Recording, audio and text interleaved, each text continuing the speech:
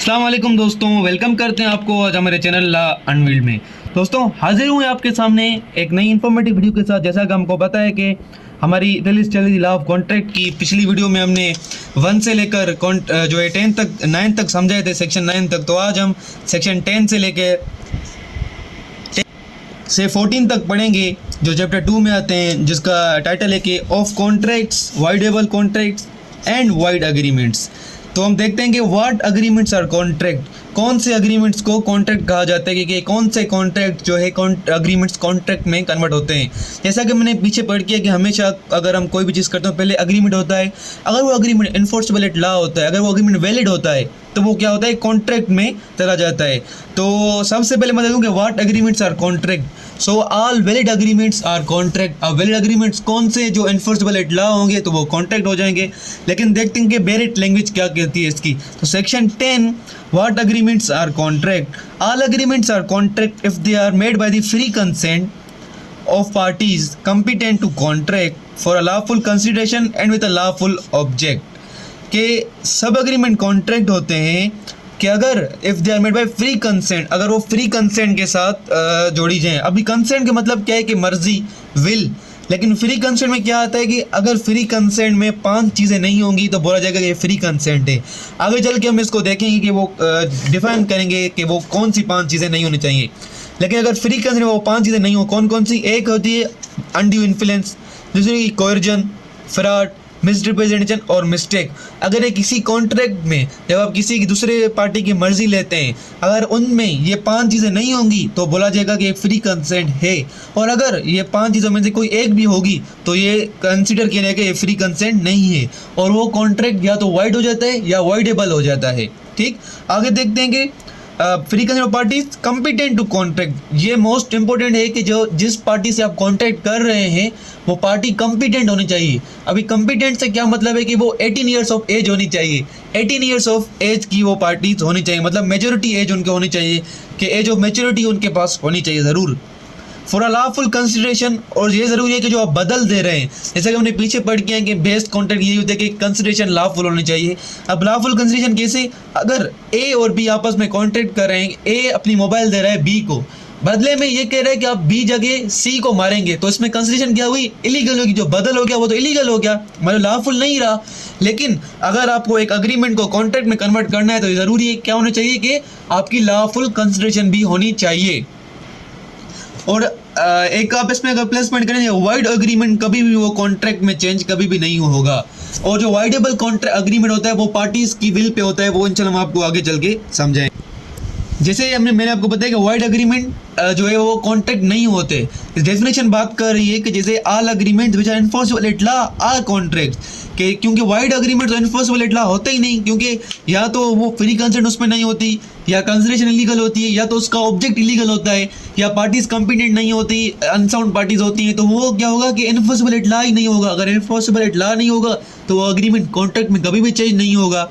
ठीक, तो दूसरी बात है विद द लॉफुल ऑब्जेक्ट, कि जो कॉन्ट्रैक्ट का मकसद है वो लॉफुल होना चाहिए। जैसे अगर मैं कॉन्ट्रैक्ट कर रहा हूँ आपसे गाड़ी लेना चाह रहा हूँ, ठीक है, और अगर वो गाड़ी डकैती वगैरह मैं इस्तेमाल कर रहा हूँ, या किसी को जाके किसी का मैं एक्सीडेंट कर दे रहा हूँ लॉफुली, मतलब मुझे विलफुली, मुझे इंटेंशन के साथ मैं आपसे जब कॉन्ट्रैक्ट कर रहा हूँ, ए बी के साथ कॉन्ट्रैक्ट कर रहा है गाड़ी का, उसका इंटेंशन यही है कि वो अगले को ठोक देगा, अगले को लगाएगा, गाड़ी एक्सीडेंट करेगा उसका, तो क्या उसका लॉफुल ऑब्जेक्ट जो है ना बिल्कुल लॉफुल ऑब्जेक्ट नहीं रहेगा। तो ज़रूरी है कि लॉफुल ऑब्जेक्ट होना चाहिए। तो देखते हैं सेक्शन 11। सेक्शन 11 बोला है कि वो आर कॉम्पिटेंट टू कॉन्ट्रैक्ट, के कौन कॉम्पिटेंट है कॉन्ट्रैक्ट के। ऑब्वियसली हम देखते हैं कि 2 पार्टीज के बीच में, 2 या 2 से ज़्यादा पार्टीज के बीच में कॉन्ट्रैक्ट होता है, लेकिन वो कॉन्ट्रैक्ट जो हो रहा है कि पार्टीज मस्ट बी कॉम्पिटेंट। अभी कॉम्पिटेंट कैसे है कि every person is competent to the contract who is at the age of majority, but one of the most important thing according to the law which is subject and who is of sound man, कि वो sound man होना चाहिए, and is not disqualified from contracting any law to be its subject. अब इसमें 3 चीज़ें आ गई कि एक क्या हो गई कि वो एज ऑफ मेजोरिटी मतलब 18 ईयर्स का होना चाहिए अकॉर्डिंग टू मेजोरिटी एक्ट 1875 जो पाकिस्तान में इम्पोज है, उसके तहत वो जो है 18 ईयर्स का होना चाहिए। और दूसरा कि वो साउंड मैन होना चाहिए, मतलब जो साउंड मैन जो अपनी रैशनल थिंकिंग कर सके, वो अनसाउंड नहीं चाहिए, वो पागल ना हो। और is not disqualified from contracting by any law, या तो वो किसी कोर्ट ऑफ लॉ के तहत या किसी अथॉरिटी के तहत उसको डिस्क्वालीफाई ना किया गया हो कि वो ये कॉन्ट्रैक्ट ना करे। तो अगर ये चीज़ें होंगी तो ये कॉम्पिटेंट पार्टीज नहीं होंगी, अगर ये चीज़ नहीं होगी तो कॉम्पिटेंट होंगी। मतलब एक तो साउंड इन माइंड हो, दूसरा उसकी मेजोरिटी एज हो, मतलब 18 ईयर्स ऑफ एज हो, और उसको किसी लॉ ने जिसको अनडिस्क्वालीफाइड डिक्लेयर नहीं किया हो, तो वो कॉम्पिटेंट है कॉन्ट्रैक्ट के। तो जैसे मैंने आपको सेक्शन 11 बताया कि वो जो है अनसाउंड माइंड का कॉन्ट्रैक्ट वगैरह जो है वो वो वाइड होता है या वो कॉम्पिटेंट नहीं होते। इस तरह माइनर का कॉन्ट्रैक्ट भी जो है वो कॉम्पिटेंट, माइनर भी कॉम्पिटेंट नहीं है तो वो कॉन्ट्रैक्ट एग्रीमेंट भी कॉन्ट्रैक्ट में चेंज नहीं होता या वो वाइड हो जाता है बिल्कुल। ठीक, अभी देखते हैं कि सेक्शन 12 क्या बोले, what is a sound man for the purpose of contracting, कि साउंड मैन क्या होना चाहिए कॉन्ट्रैक्ट में आने के लिए, कि साउंड मैन का मकसद क्या है।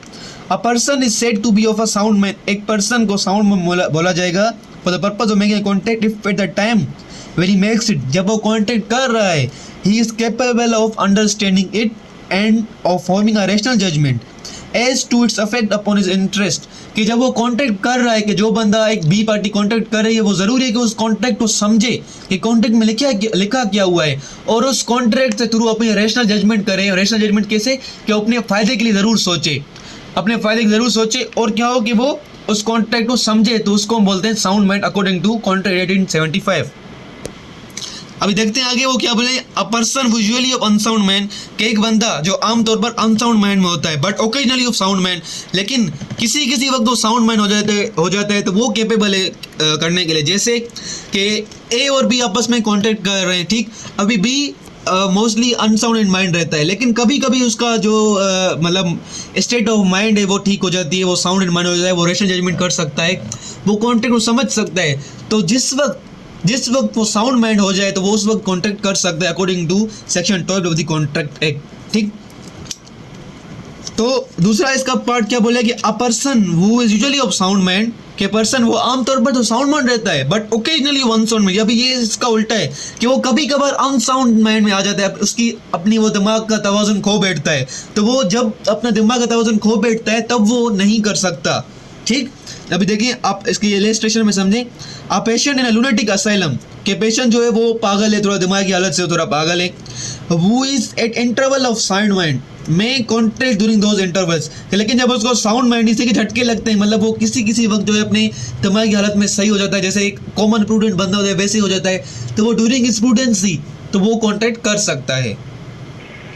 तो सेक्शन 13 कंसेंट डिफाइंड, के कंसेंट हम कैसे करते हैं, कि कंसेंट का मतलब होता है विल, मतलब मर्जी, के टू और more person are said to be consent when they are agree upon the same thing in the same sense, कि दो या दो से ज़्यादा बंदे अगर कॉन्ट्रैक्ट कर रहे हैं वो किसी एक चीज़ पर अग्री हो जाएं तो हम बोलेंगे कि क्या है, कि कंसेंट हो गई। मतलब एक पार्टी अपनी घर सेल करे बी को, और पार्टी ये मतलब कंसेंट दे अपनी बी को सेल करने के लिए, मतलब अपनी विल अपनी मर्जी से उसको सेल करे, तो उसमें क्या होगी कि कंसेंट, मतलब अपनी विल शो कर रही है, उसको हम बोलते हैं कंसेंट। इसी के साथ रिलेटेड कॉन्ट्रैक्ट सेक्शन 14 कि free consent defined. Free consent क्या है, consent is said to be free consent when it is not caused by, कि जो मर्जी है उसको हम फ्री कंसेंट या फ्री मर्जी, मतलब जो खुद मुख्तार विल, खुद मुख्तार मर्जी को कैसे कहेंगे, कि उस पर कुछ 5 चीज़ें ना हो, जैसे मैंने आपको स्टार्टिंग में सेक्शन 10 में बताया, अगर वो 5 चीज़ें नहीं होगी तो हम बोलेंगे फ्री कंसेंट। अभी वो 5 चीज़ें कौन सी, कि कोयर्जन मतलब प्रेशर वगैरह, अनड्यू इन्फ्लुएंस कोई सोशल प्रेशर, फ्रॉड, मिसरिप्रेजेंटेशन या मिस्टेक, अगर ये 5 चीज़ें नहीं होंगी तो हम बोलेंगे कि ये फ्री कंसेंट है। अगर इन 5 चीज़ों में से कोई एक भी चीज़ होगी तो ये फ्री कंसेंट नहीं रहेगा। तो अगर ये 5 चीज़ें होगी तो कॉन्ट्रैक्ट वाइड या वाइडेबल कर दिया जाता है, वो हम आपको अगले सेक्शन में नेक्स्ट वीडियो में इंशाल्लाह हम आपको डिटेल में समझाएंगे। तो जो है उम्मीद है कि आपको समझ आ गया, अगर आपको समझ आ गया तो हमारे चैनल जो है लॉ अनवील को शेयर करें, सब्सक्राइब करें और अपने दोस्तों के साथ ज़रूर शेयर करिएगा। Thank you so much.